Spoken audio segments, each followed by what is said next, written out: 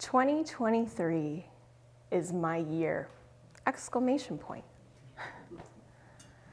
I was logging into one of my online accounts this morning, and don't worry, I changed my password since then because it's 2026.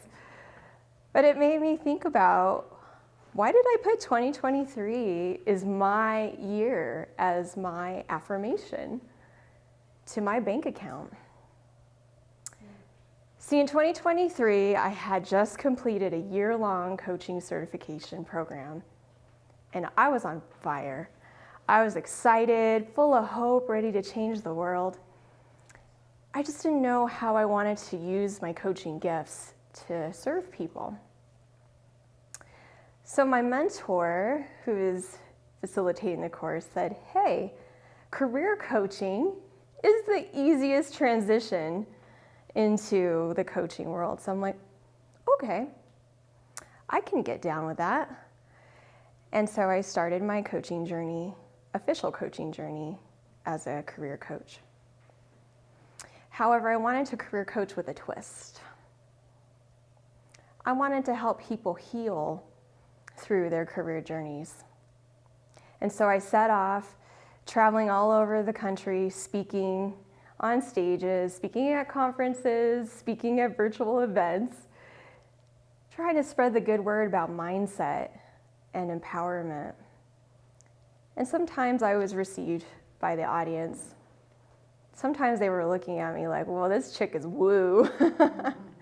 Especially when I showed up to a tech conference handing out crystals. But you know what? That's how I roll. So some of them liked it, some of them didn't, and that's okay. So this was the beginning of 2023 when I started this journey. 2023 is going to be my year, and I felt it. I was getting traction, I was getting visibility, I was being seen, I was being invited to come and speak to people. And then I felt like it was there, but it wasn't. You know, that feeling like I'm really close to it, but there's something missing. And then December 2023 came up. Year into coaching, not really getting much traction in terms of converting people into clients.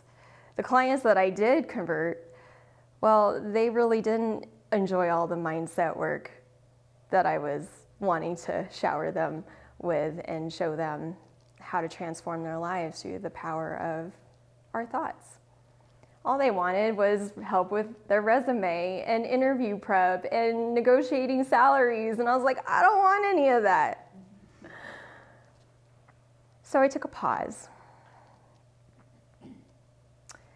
December 2023, my grandmother, who I hold near and dear to my heart, she was my mother figure. She passed away on her birthday.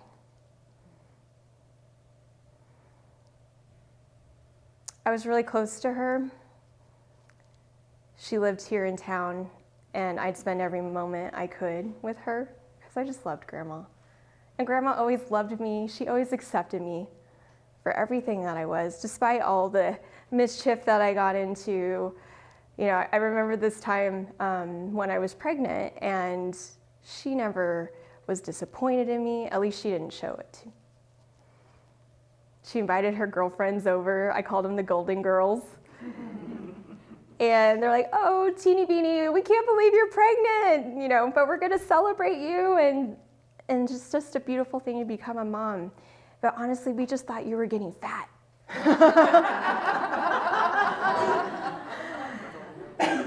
And I just loved that. I loved those ladies.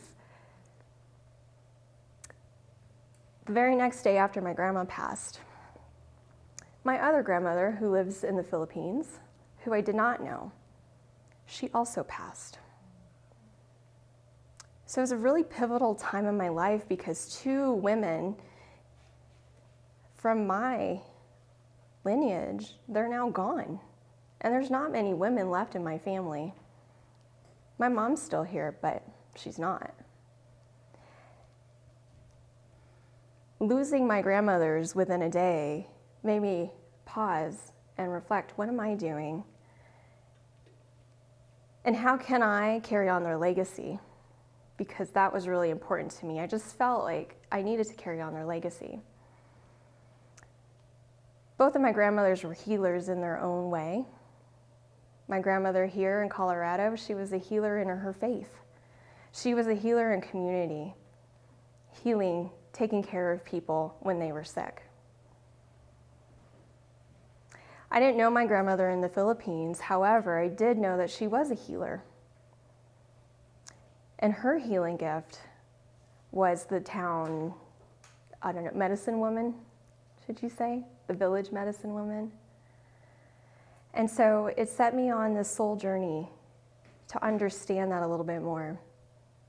Because as you know, I started off as a career coach, wanting to help people heal. And through that, I realized healing is really where my gift lies. And that's the legacy that I want to help continue on in my lineage. And that the career coaching, that was kind of playing it safe.